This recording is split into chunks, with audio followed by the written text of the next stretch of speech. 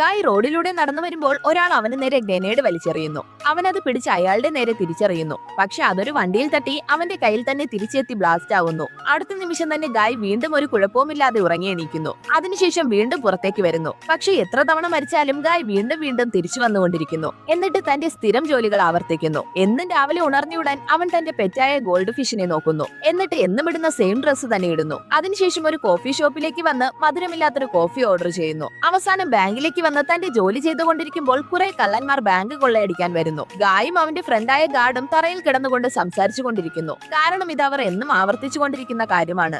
Actually ഇവർ ഒരു video ഗെയിമിലെ NPC-കളാണ്. സൺഗ്ലാസ് വെച്ചിരിക്കുന്നവർ റിയൽ പ്ലേയേഴ്സും. അവർക്ക് ഗെയിമിനകത്ത് അവർ വിചാരിക്കുന്ന എന്തും ചെയ്യാൻ കഴിയും. പക്ഷേ സൺഗ്ലാസ് വെച്ചിട്ടില്ലാത്ത NPC-കൾക്ക് ഗെയിമിൽ ഫീഡ് ചെയ്ത സെറ്റിംഗ്സിനനുസരിച്ച് മാത്രമേ പ്രവർത്തിക്കാൻ കഴിയൂ. പക്ഷെ ഒരു ദിവസം ഗായ് സൺഗ്ലാസ് വെച്ചിരിക്കുന്ന ഒരു ഫീമെയിൽ പ്ലെയറിനെ കാണുന്നു. അവളെ കണ്ടപ്പോൾ തന്നെ ഗായ്ക്ക് അവളെ ഇഷ്ടമാവുന്നു. അവൻ അവളെ ഫോളോ ചെയ്യുന്നു.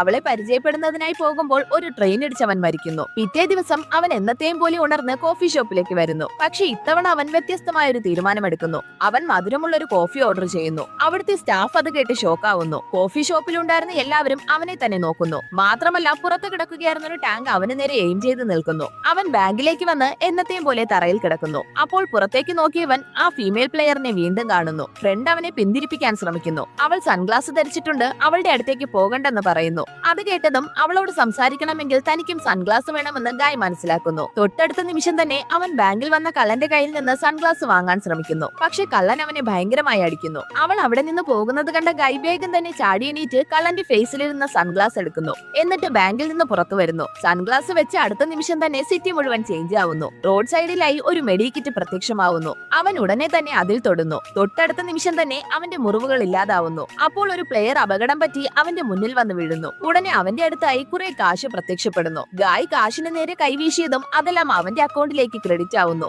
അവനത് വിശ്വസിക്കാൻ കഴിയുന്നില്ല. അവൻ ഉടനെ തന്നെ കാശ് വിഡ്രോ ചെയ്ത് തന്റെ ഫേവറേറ്റ് സ്നീക്കേഴ്സ് വാങ്ങുന്നു. ഈ NPC-യുടെ സ്ട്രേഞ്ചായ പെരുമാറ്റം ഗെയിം ഡെവലപ്പേഴ്സ് നോട്ട് ചെയ്യുന്നു. അവർ ഗെയിമിലേക്ക് വന്ന് അവനെ ഇല്ലാതാക്കാൻ ശ്രമിക്കുന്നു. ഗായ് അവിടെ നിന്ന് ഓടി രക്ഷപ്പെടാൻ ശ്രമിക്കുമെങ്കിലും അവർ അവനെ കാറടിപ്പിച്ച് കൊല്ലുന്നു. അവർ ഹാക്കറിനെ നശിപ്പിച്ചെന്ന് വിചാരിച്ച് സന്തോഷിക്കുന്നു. പക്ഷേ പിറ്റേ ദിവസം ഗായ് വീണ്ടും തിരിച്ചു വരുന്നു. ഇപ്രാവശ്യം ഗായ് പ്ലേയേഴ്സ് NPC-കളുടെ കയ്യിൽ നിന്ന് കാശ് മോഷ്ടിക്കുന്നത് തടഞ്ഞ് അത് ഓണറിന് തന്നെ തിരികെ കൊടുക്കുന്നു. ഇങ്ങനെ പ്ലേയേഴ്സിനെ തോൽപ്പിക്കുന്നത് കൊണ്ട് തന്നെ അവന്റെ ലെവൽ ഉയരാനും കാശ് കൂടാനും തുടങ്ങുന്നു. വൈകാതെ തന്നെ ഗായ് എന്ന NPC റിയൽ വേൾഡിലും ഫേമസ് ആവാൻ തുടങ്ങുന്നു. അവനെ പറ്റി ന്യൂസിലൊക്കെ പറയുന്നു. എല്ലാവരും അവൻ ആരാണെന്ന് അറിയാൻ ആഗ്രഹിക്കുന്നു. ഗെയിം ഡെവലപ്പേഴ്സ് ശക്തനായ ഒരു NPC-യെ ക്രിയേറ്റ് ചെയ്ത് ഗായിയെ ഇല്ലാതാക്കാൻ അയക്കുന്നു. ആദ്യമൊന്നും ഗായ്ക്ക് അവന്റെ ശക്തിക്ക് മുന്നിൽ പിടിച്ചു നിൽക്കാനാവുന്നില്ല. അവസാനം അവൻ തന്റെ സൺഗ്ലാസ് യൂസ് ചെയ്ത് ഒരു ഷീൽഡ് എടുത്ത് അവനെ ബ്ലോക്ക് ചെയ്യുന്നു.